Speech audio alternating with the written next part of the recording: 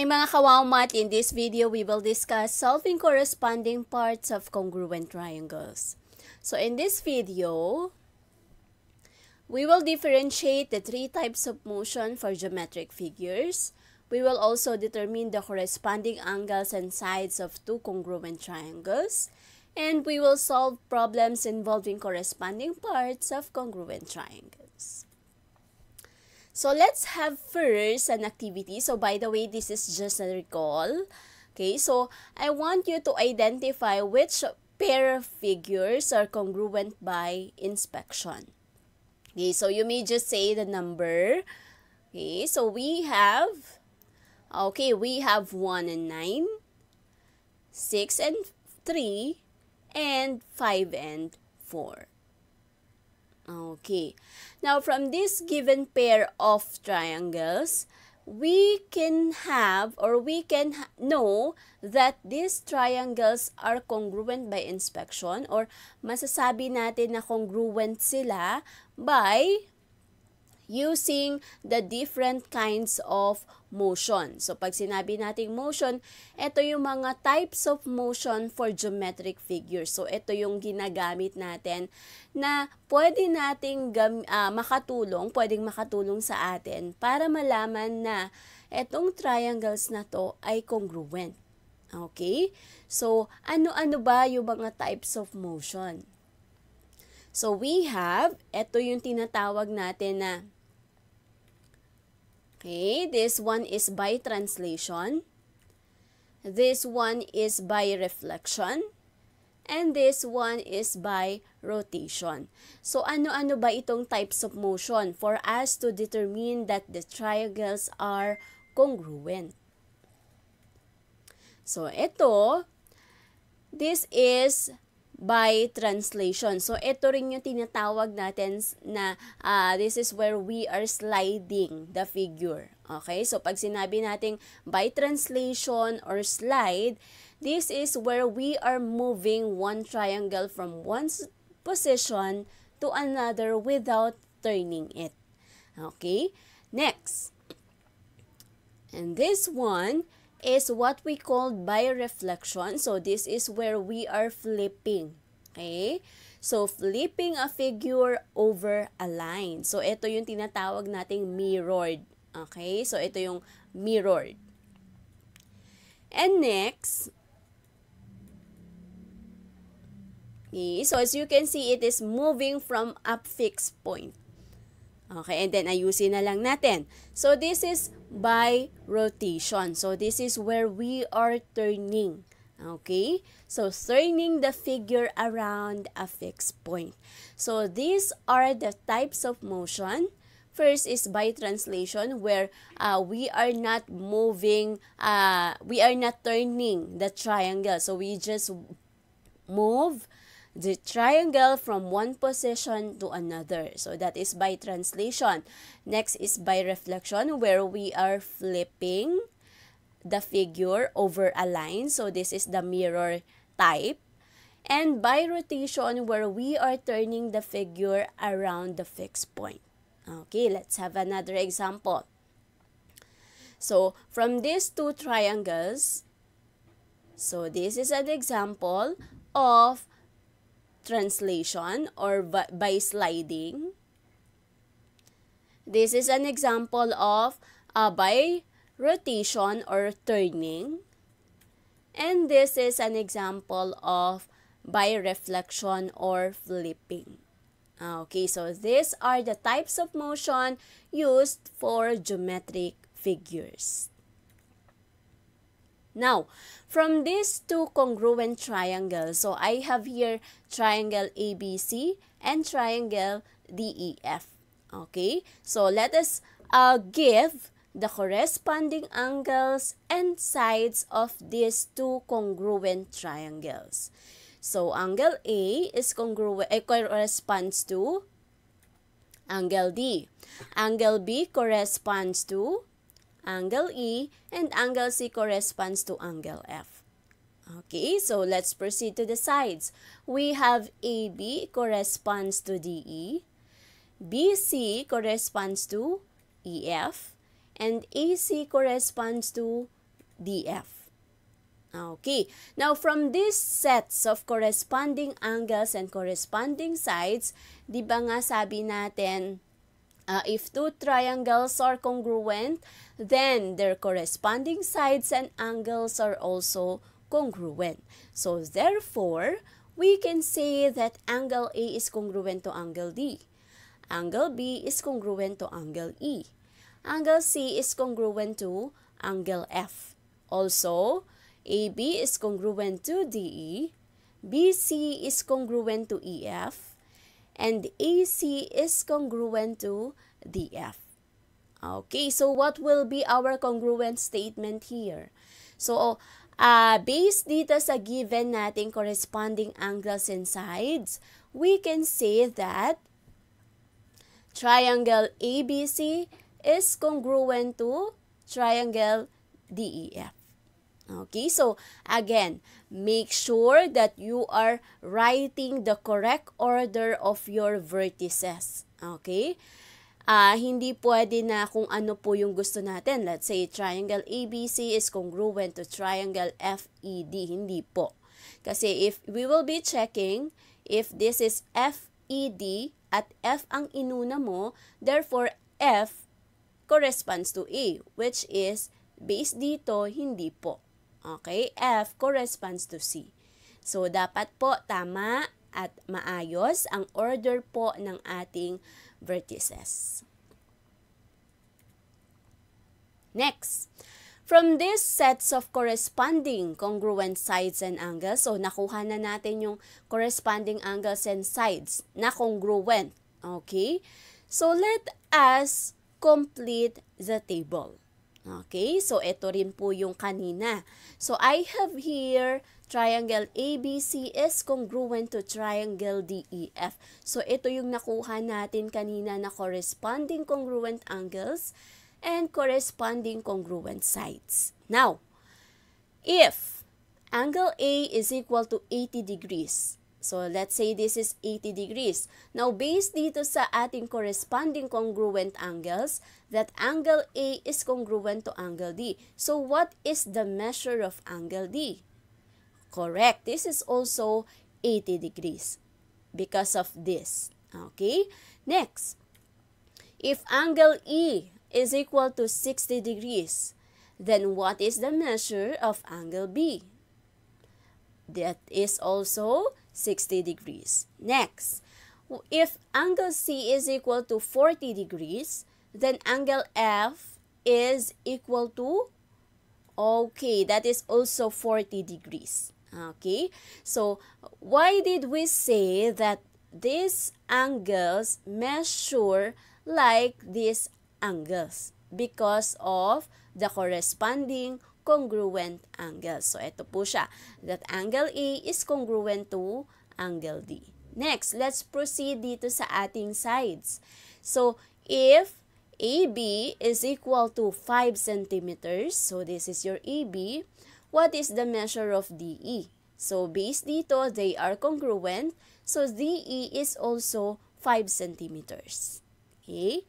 Next, so if EF is equal to 10 centimeters, therefore, what is BC? So, BC is equal to 10 centimeters.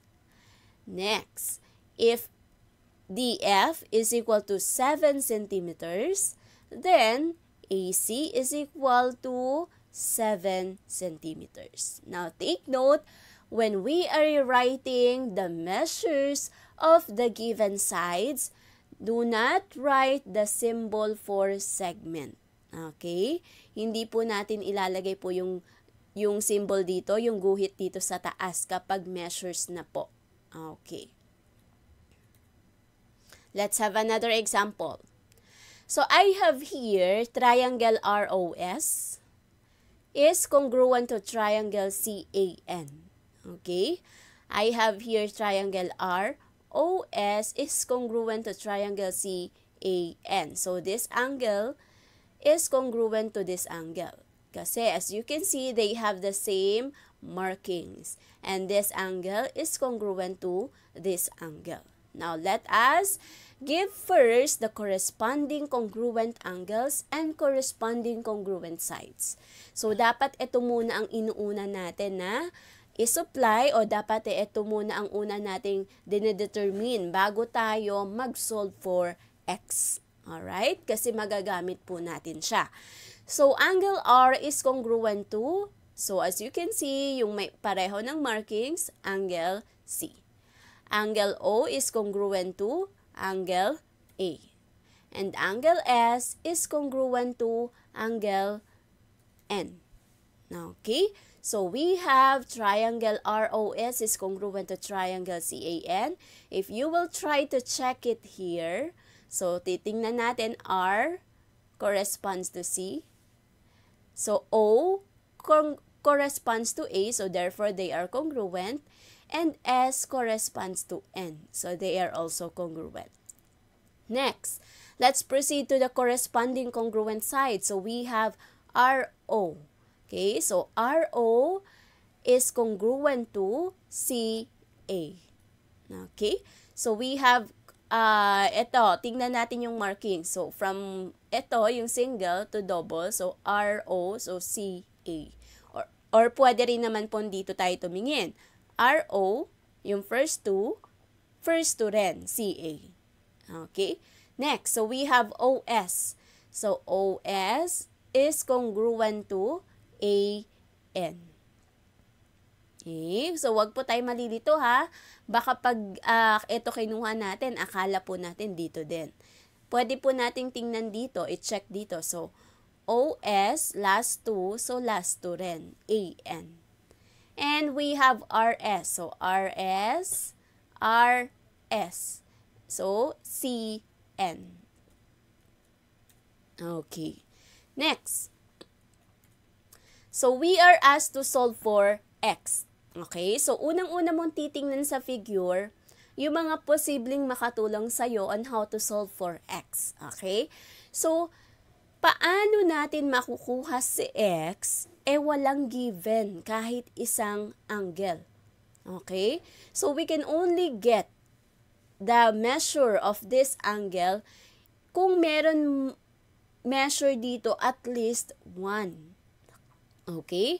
But since meron siyang mark, okay, so kahit wala siyang measure dyan, kung titingnan natin, since meron siyang single mark, ibig sabihin, this angle is congruent to this. So, this is also 30 degrees. Okay? So, wala man siyang measure, pero kung titingnan natin, meron siyang markings. Okay? And then next, since ito, pareho siya doon, so this is also 110 degrees. Okay? So, meron na tayong dalawang measure ng angles. So, we can now find the measure of angle X or N. Okay? So, paano natin makukuha itong X na to? Okay? So, tatandaan, dito papasok yung concept ng triangle sum theorem. Ano po bang ibig sabihin nito? Ito po yung sum ng interior angles is always 180. So, ang lagi pong sum ng interior angles ng triangle natin is always 180. So, dapat, kung meron ka na ditong 30 at meron ka na ditong 110, dapat itong measure ng angle na to ay mag-a-add o magto-total ng 180. Okay? Para maging 180 sila. So, ang gagawin natin, i-add natin si angle X plus 30 plus 110, equate natin siya sa 180. So, we will have angle X plus, this is 140 is equal to 180. So, angle X is equal to 180 minus 140. So, we have 140. So, therefore, angle X is equal to 40 degrees. Okay? So, angle X is equal to 40 degrees. Now, therefore, this is 40 degrees. Now, paano po natin ito makukuha? So, since si angle N, pwede mo itong tingnan. Si angle N ay congruent kay angle S. So, therefore, your angle S is equal to 40 degrees also. So, this is 40 degrees. Okay? That's why it is very important na alam po natin ang corresponding congruent angles and sides. Let's have example number 3. So, I have here triangle SIT is congruent to triangle RUN. Okay? So, SIT is congruent to triangle RUN. Okay. Now, in this case, meron na tayong unknown. So, how are we going to solve? Or we will be solving here algebraically. So, paano natin makukuha itong measure ng angle na to kung hindi natin alam yung value nitong N? So, we have to solve first for the value of N or yung unknown natin for us to determine the measure of this angle. Okay, so unang gagawin, identify muna natin yung corresponding congruent angles and sides. So, angle S is congruent to angle R. Okay, so angle S is congruent to angle R. Kung nalilito, pwede natin tingnan yung name niya, yung congruent statement. So, angle S is congruent to angle R. Angle I is congruent to angle U. And angle T is congruent to angle N. Okay? So, we have now corresponding congruent angles. Let's proceed to sides. So, SI is congruent to RU. So, SI is congruent to RU. IT is congruent to UN. And ST, first and last, is congruent to RN. Okay? So, now, we are asked to solve for N. Okay? So, we need to look for the value of this variable or unknown. Paano natin siya makukuha? Pwede mo itong gamitin. Angle N is congruent to angle T. Okay? So, based dito sa ating corresponding congruent angles that your angle N is congruent to angle T. Okay, so pwede kasi natin siyang gamitin. So, therefore, if they are congruent, then they are equal. Okay? So, ibig sabihin, ito, si angle N, since congruent siya doon, equal ang measures niyan. Okay? So, pwede ba nating sabihin, di ma'am, 50 rin to? Yes, 50 rin yan. But the question kasi is, solve for N. So, ano yung value ng N? Yun ang hahanapin natin. So, kunin natin si angle N, that is 2N plus 10, is equal to angle T, that is 50. So, we will solve for N. So, that is 2N is equal to 50 minus 10. So, that is 2N is equal to 40. Now, divide both sides by 2. So, 40 divide 2, that is N is equal to 20. Okay. So, we now have the value of N which is 20. So, pwede natin i-check. Kunin natin yung measure ni angle N. So, your angle N is 2N plus 10 degrees. Right? So, i-substitute natin dito yung 20. Let's see if they are really equal to each other. Okay? So, dapat tingnan natin, pag sinubstitute natin dito yung N, dapat equal nga siya sa angle T. Kasi base dito. Okay? So, substitute natin si 20. So, 2 times 20, that is 40 plus 10. So, your angle N is equal to 50 degrees. So, angle N is equal to 50 degrees, which is congruent to your angle T. So, based dito, they are congruent. So, it is correct. Let's have example number 4. So, I have here triangle MAN is congruent to triangle DEN. Okay, so take note. our triangle here is naka-flip. Okay? So, kung gusto mo siyang ayusin, you have to flip the other triangle, o ito yung tinatawag nating by reflection. Okay?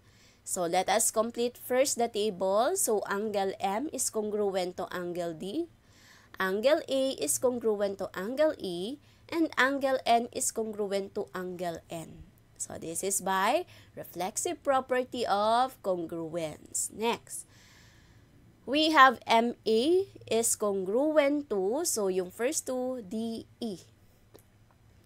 AN is congruent to EN.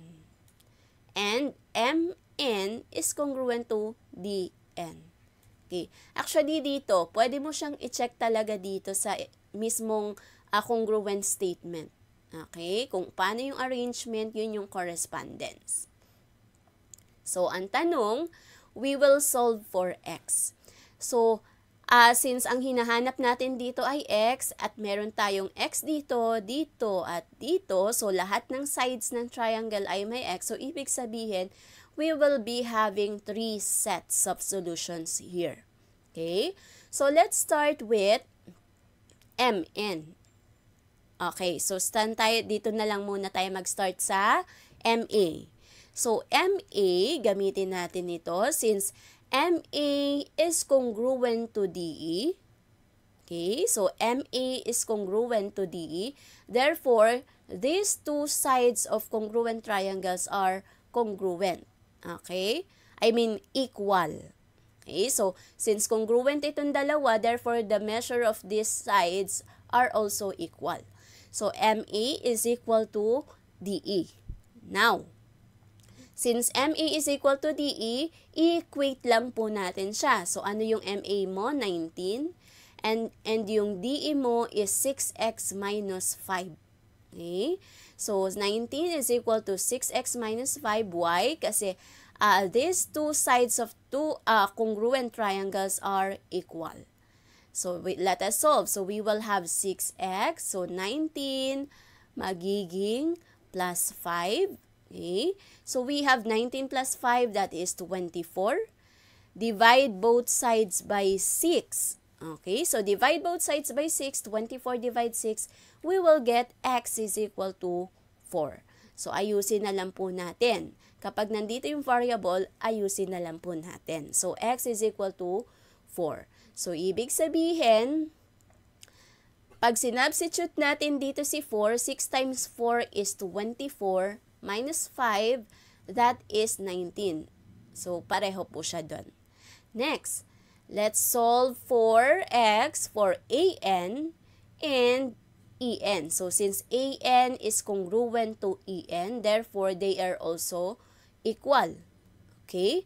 So, AN is equal to EN. So, kunin natin yung AN, which is 30. And then si EN, that is 4x minus 2. So, let us solve for x. So, we will have 30 by APE. This will become plus. So, 30 plus 2 is equal to 4x. So, we have 32 is equal to 4x. So, divide both sides by 4. 32 divide 4, this is 8. So, x is equal to 8. So, pag sinubstitute natin dito si 8, 4 times 8, this is 32, minus 2, that is 30, which is equal and congruent to this side. Okay, so AN na 30 is congruent to this side, which is also 30. And last, we have MN. So, MN is congruent to DN, so therefore, they are equal. So, ito si MN. So, we have 3x minus 5. And then, ito si DN, which is 70. So, let us solve. 3x is equal to 70 plus 5. So, we have 3x is equal to 75. Divide both sides by 3. So, 75 divide 3, that is 25. Okay? So, since ito po ay 70, so dapat 70 din to. So, isubstitute natin yung 25 dito. So 3 times 25, that is 70. 70 minus 5, I mean 75. So 75 minus 5, that is 70, which is congruent to this side. Let's have example number 5. I have here triangle CAT is congruent to triangle DOG. So meron tayo ditong CAT is congruent to triangle DOG. Okay? So complete the table. So what are the corresponding congruent angles and sides? So we have angle C is congruent to angle D. Angle A is congruent to angle O. So as you can see, meron siyang markings. Okay, so madali natin ma-identify yung corresponding congruent angles and sides. So we have angle C is congruent to angle D. Angle A, may 2 markings siya, which is congruent to angle O. And angle T is congruent to angle G. So what are the corresponding congruent sides? So we have CA is congruent to DO. So since dun siya nag-start, CA, so DO. Okay? And then, AT is congruent to AT. Pwede ka dito tingin. AT is congruent to OG. And CT is congruent to DG.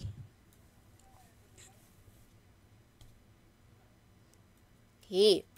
So, ang pinapahanap sa atin is we are asked to solve for A, B, and C. So, since bawat side natin dito is ito si A, congruent siya doon.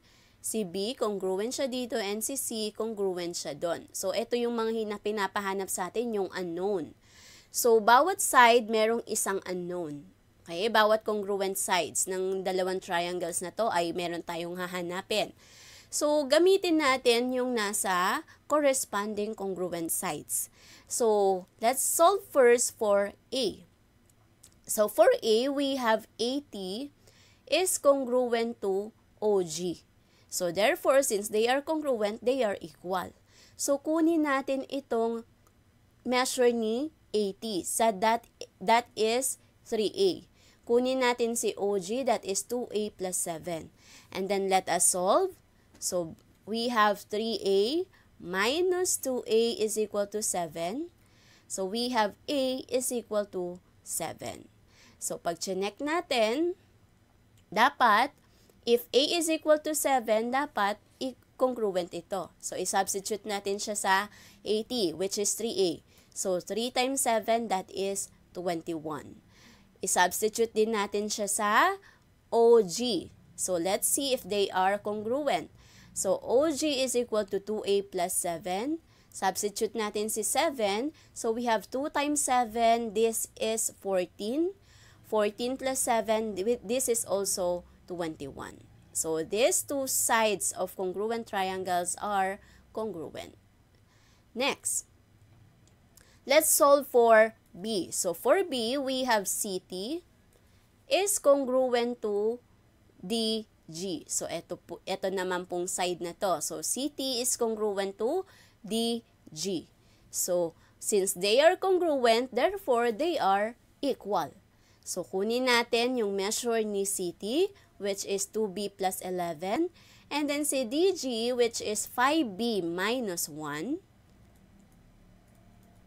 So, let us solve. So, we have 5B minus 2B and then 11 plus 1. Okay? Or 1 plus 11.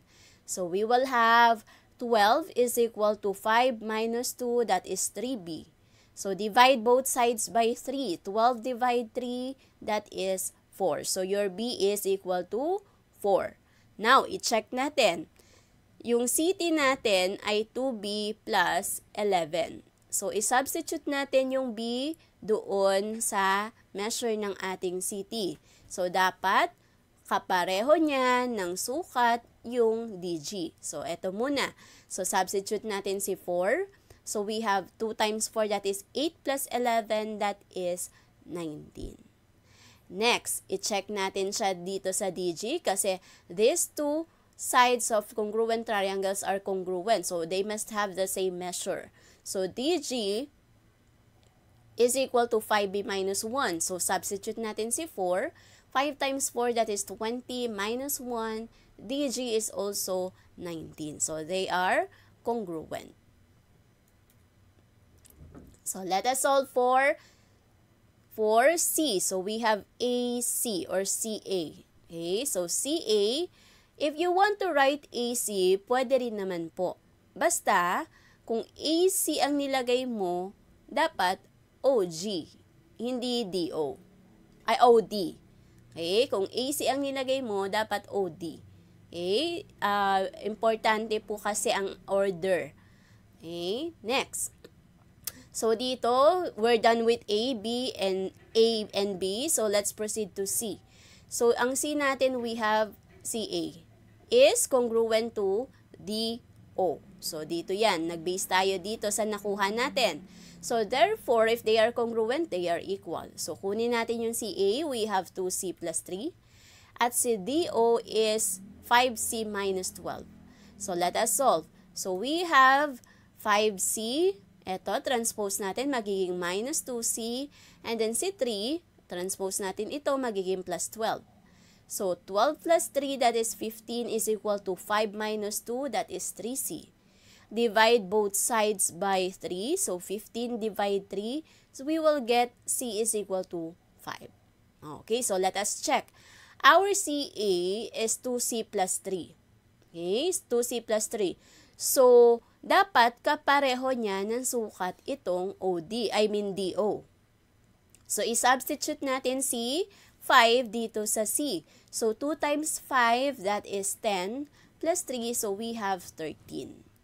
And then, for DO, so dapat equal sila kasi they are congruent.